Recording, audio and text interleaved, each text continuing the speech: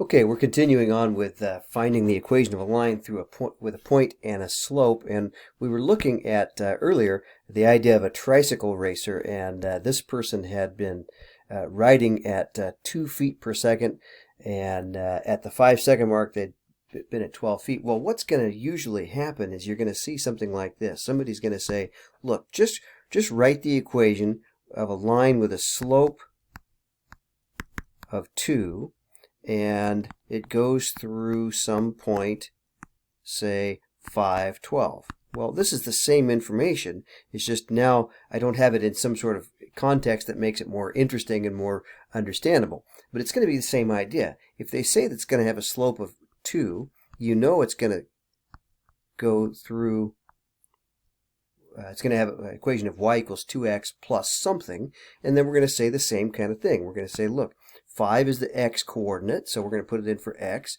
12 is the y coordinate, we'll put it in for y, and again, figure out what goes in the box. So let's look at one that looks like this here. Same thing, the tricycle racer, 5 feet every 3 seconds. Oh shoot, I wrote that wrong. This should be a 3 right here, okay? Because it was 5 feet every 3 seconds. So, and it's after 12 seconds, they're 27 feet from the starting line. So it's going to be written more generically this way. Write the equation of a line passing through 12, 27, and has a slope of 5/3. Well, you again know that the equation starts this way. Okay, y equals 5/3 x, because the slope is 5/3. I just don't know what goes here. So what I'll do is say, look, because they told me it goes through 12, 27, then 12 is the x coordinate right there, and 27 is the y coordinate. So let's just put those numbers in and see what we get. We get 27 equals 5/3 times 12, and then plus some number we don't know what it is yet. I can learn to understand you much better if I can get familiar with the... Not sure what that was about. So 5/3 times 12, well, you can use a calculator, or you could say something like, look, 1/3 of 12 is 4, so 5 of them ought to be 20. So what will you add on to 20 to get to 27? Well, 7. So since 7 is what goes there, then 7 is also what goes there, and you're going to have an equation of y equals 5/3 x plus 7.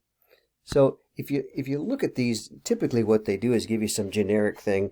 I'd rather have the context of tricycle racers or something else that makes more sense, but you see these a lot, so I want you to know how to deal with them.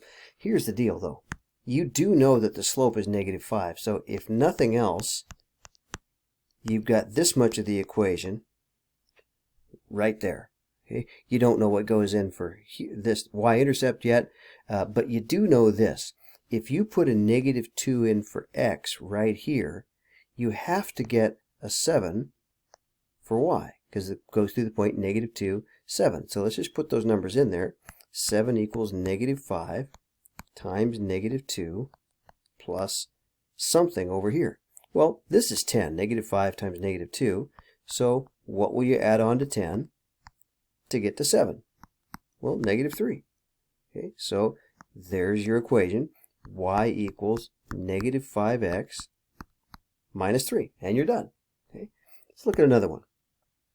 Write the equation of a line through point 4, -11 with a slope of 3/4. Well, you got the slope already. Okay?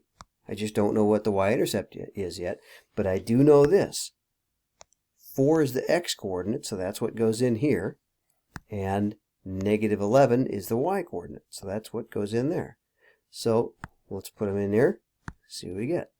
-11 equals 3/4 times 4 plus the y-intercept. 3/4 of 4, well, 1/4 of 4 is 1, so 3 of them ought to be 3. So what will you add on to 3 to get to -11? Well, if you can think that out in your head, that'd be great. Or if not, you can always subtract 3 from each side and get the box equals -14. So since you know that you need a -14 in here, then that's what you need right there. So your equation, just write it off to the side here, is y equals 3/4 x minus 14. Okay, that'll do it.